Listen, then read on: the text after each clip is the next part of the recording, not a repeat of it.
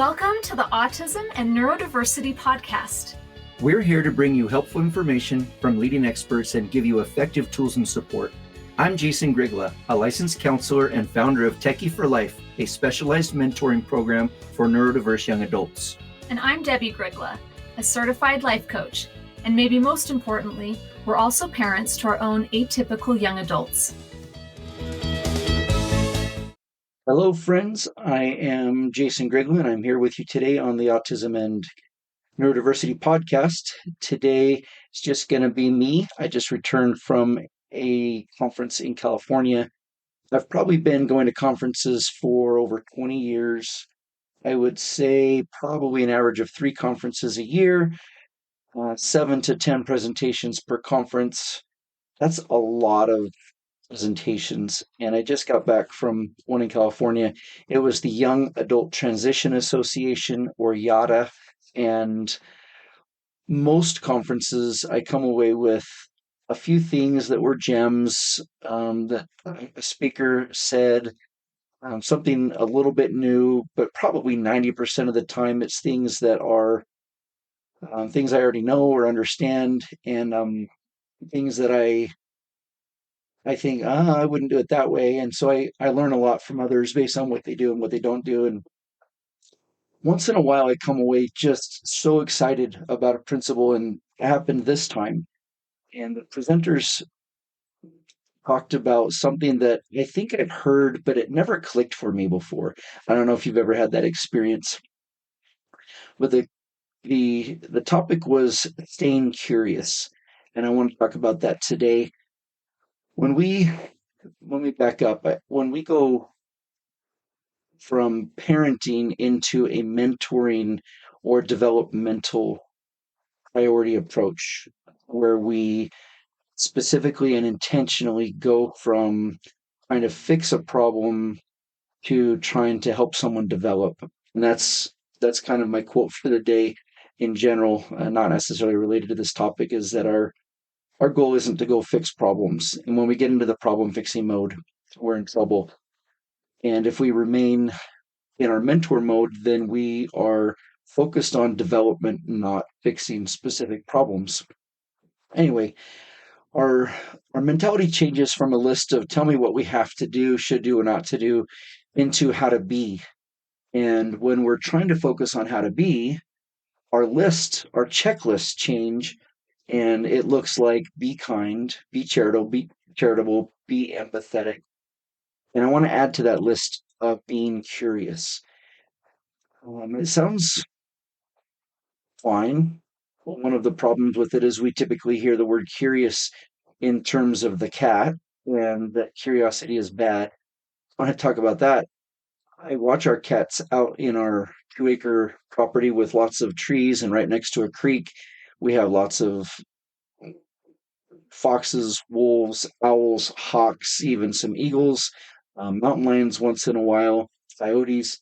And our cats typically survive an average of 12 to 18 months. Some of them don't make it very long. We don't keep them indoors because they want to go outside, and I think that's great. And they help us keep our mice and snake and scorpion population down. But those cats, if they're curious, they'll sit and watch behind a tree for any movement for hours. And they're curious beyond reality. They're curious to an extreme.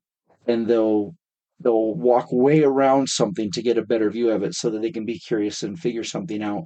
And maybe they're natural hunters and that's what it is. But what makes them survive a lot longer is our cats that are really curious, stay aware, they're focused on details, they're really trying to gather as much information as they can.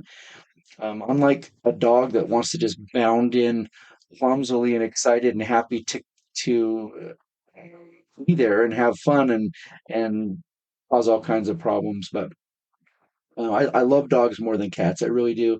In this case, curiosity didn't kill the cat. It probably saved their lives over and over and over because they watched and they were careful and they were gathering information.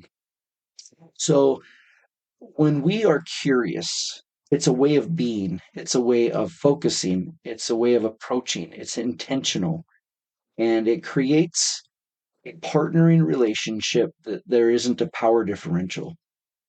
It creates an immediate connection and attachment.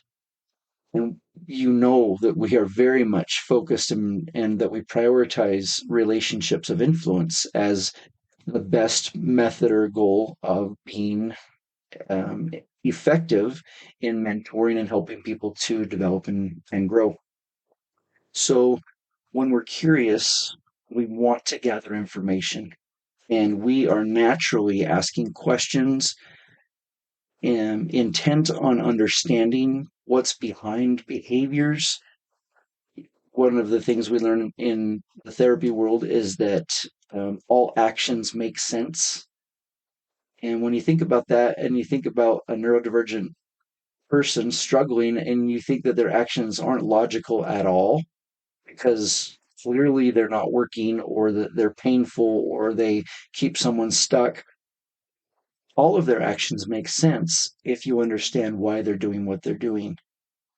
And really good mentoring and being an agent for change requires a lot of good questions and curiosity, but you can't do it fake. You can't just ask a ton of questions. Um, the most obvious example of that would be, why did you do that? As if you're asking a question when you're not. You're really condemning their behavior and judging what they've done. And it's clearly sarcastic and it puts up an immediate wall between you and the person you're talking to. Unless there's a joke behind it and you've done enough really good curiosity and information gathering that's more of a lightening of the situation. So one of the quotes that I love, Albert Einstein for a minute. He was he was big on curiosity, and I didn't realize that until this presentation yesterday. He said the important thing is not to stop questioning. Curiosity has its own reason for existing. One cannot help but be in awe when one contemplates the mysteries of eternity, of life, the marvelous structure of reality. It is enough if one tries to comprehend only a little of this mystery every day. And the second quote about it that I really love is he said, I have no special talents. And this is Albert Einstein, right? I am only passionately curious. I love that. It doesn't matter how smart you are if you don't care and you're not curious. It doesn't matter how charismatic you are. In the end, you're not going to influence people except for by being a celebrity, maybe, if without any engagement whatsoever. And so people want to follow them and be like them without any actual care. And the danger in that is that role models have no idea what people's situations are, what their needs are, what their strengths and weaknesses are, what their goals. And so it's a very one-sided, one-way mentoring because there's no real relationship. It's all about shallow, very narrow influence, and so there's no curiosity from the celebrity to their people. But when we ever do see somebody that's a celebrity take a personal interest in somebody, we just fawn over that. We love it because there's a part of us that knows that the personal touch, the personal relationship is such a great thing. When we talk about curiosity, there's also a couple of things that I'd like to point out. One is that here's a quote by Eric Schanstrom, and he actually wrote a book called Wild Curiosity. And let me just read the quote and then we'll talk about it. Curiosity may be the very thing that moves us toward a more just world. The alternative, an incurious world, may be one where prejudice and misery reign. Curiosity may be one of the essential ingredients to empathy.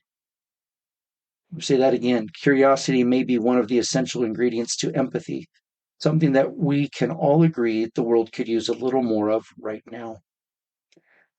So when we're curious, what happens in the situation if we're one-on-one with someone or a small group of people is that we immediately connect and attach, and walls come down, and the power differential and the power struggle from I'm above you to we're equals immediately happens, And the cool thing about that situation is that being curious is an immediate tool that allows us to help the person emotionally regulate, get out of their lower brain, get out of their fight or flight mode, and get into a thoughtful, introspective, I'm safe, I'm cared about, I'm not alone.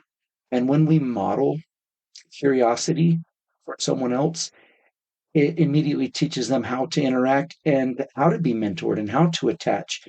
And after a while, they just get used to coming and saying, hey, they don't say this, but they say, hey, I know you're curious about me because you care. And I know that you want to partner with me. So I would like to speak to you about what's going on.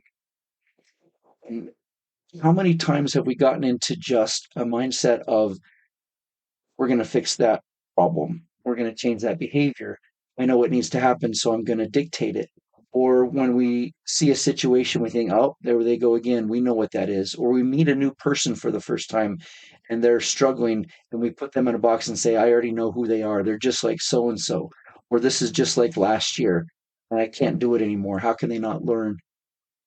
That is, every one of those statements was absolutely narcissistic and selfish on my part. And it's a one-way thinking, and it's a dictatorial anti-attachment approach. And so curiosity cures that, it solves that. I love that being curious is a way of being and not what to do, because how to be is so much better than what to do. Now, asking questions is what to do if you're genuinely curious, but you can't fake it. You can't ask questions without actually being curious and not come across as patronizing. Anyone these days smells out someone who is patronizing or insincere. Just doesn't work. It has to be real or it doesn't work. Um, Here's another quote. When the relationship is central to our work, it demands ongoing curiosity. One of the presenters asked the crowd, what hinders you from being curious? And here are some of the responses from an audience that was actually very intelligent, very educated, good people all. Every one of them was there for the right reasons and want to be a benefit to those that they help and serve and work with. And so here were some of their answers. I'm afraid to be curious because what if I don't know the answer? What if I don't know how to fix it? I'm afraid to be curious because what if I open up a can of worms and I can't put it back? And I don't have the time or the energy to do that. And so it's hard to be curious when I may not want to hear the answer. What if I don't want to be curious in my relationship with my children or my spouse or a loved one because I don't want to hear that I've hurt them, or I don't want to own any of my own mistakes and it would be too vulnerable. Um, what if I don't have the emotional bandwidth or the emotional units to keep being curious all the time? I just can't care about everything all the time and it becomes exhausting. All of those are very valid responses. And I think if you're aware of why you're not being curious and you own it by saying it and just speaking it out loud, you can be curious and still have all the benefits without having to hurt yourself or take away from your own mental health, emotional health, stability. All you have to say is, I really want to hear what you're saying and I want to know what's going on. I just want you to know I don't know if I can fix it, but I would love to listen. I would love to understand. How about, I really want to talk to you about this. This is really important. And I would love to do that tomorrow over lunch. Or can we do that on Sunday when I have enough time to handle this in a way that would be beneficial to how important this is to me? Sometimes if someone is really a mess and you know you can't dive that deep, or it will actually send them back into crises, I think that's a wise move not to be too curious. Sometimes people who are helpful but also naive dive in and open up pain. As a therapist, we're trained not to open up too many layers of emotional pain or understanding because it actually might stable the person. Um, which takes me into someone who's in a really pricey situation. They just need to talk. They don't necessarily need cures, answers, or solutions, and they don't need you to fix it. We know that. But if you want to be helpful, it is so important to have them say, but here's my problem. And you might have been right about the answer all along about what they need or about what to do. And if you jump into mentoring mode, fix it mode, without letting them speak first, you're not really mentoring, because the goal isn't to fix the problem, it's to develop and to help them to develop. And by asking them what's going on, they process a lot of their own information. It requires us to be in our own good place, standing on our own solid ground, enough to know that it's helpful for them to just talk. So this way of being curious, it was such an eye-opening thing to me. Here's another quote that I really liked. To be more empathetic, we need to be curious about other people. We need to listen, be present, and most of all, be curious about other people, their experiences, motivation, and desires. If there's something to remember so that you can be a better mentor, parent, teacher, therapist, psychologist, it's how to be curious.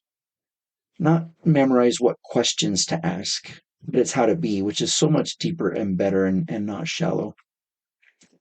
The times that I have stopped and been curious with my students, I almost always get down on their level. So if they're on the carpet, I get down on the carpet.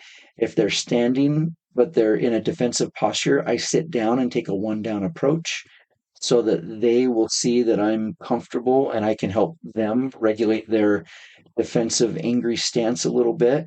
And sometimes I'll take the time to offer them something to play with, fidget wise, or something to snack on, so that it sloughs off some of that overt emotion and anger.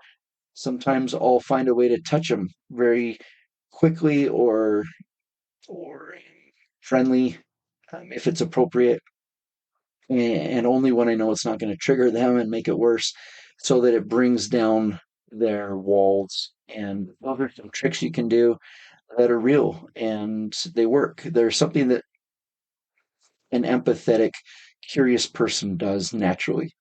But I thought I'd point them out because it's good to have them on your mind if you want to be that person. So if you're not good at being curious, it's okay to practice. It's a muscle, it's a way of being, it's a skill set, it's a characteristic and a quality. And just like anything else we do, if we practice it, we get really good at it. If it comes across as cold, and this is one of the problems that Freud had when he did psychotherapy with people, is he was asking intellectual questions, just intellectually or in the brain only, and there was no relationship. There was no empathy, because Freud believed that getting involved in their process was unethical. We believe that the relationship actually is the most important piece, not what is said, not the words that are used, not the advice that's given, but how you are in the interaction is way more important than how expert you are and how big of a words you can use. So, good news is that anyone can be an amazing mentor.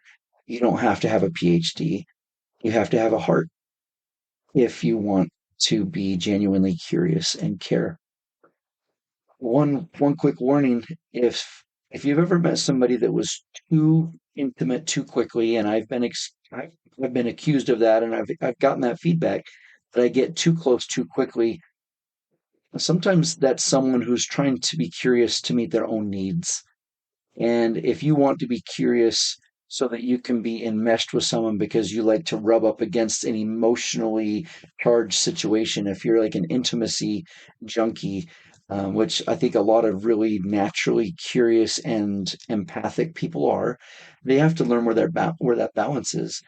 And so be aware of being too curious, or if curiosity is there to meet your emotional needs, you're not in a good headspace, or that person's not in a good headspace. So make sure that your curiosity is about being there for them, and that will be helpful. Well, thanks for listening today. I got really excited which is not something that happens very often at these conferences. There is a lot of information starting to come out about the concept of curiosity, and I love it because it's a way of being, and it fills in a spot in development that is so effective in how to be as a mentor. Thank you for listening, and we will visit with you again soon. Bye. Thanks for joining us on this episode of Autism and Neurodiversity with Jason and Debbie. If you want to learn more about our work, come visit us at jasondebbie.com. That's JASONDEBBIE.com.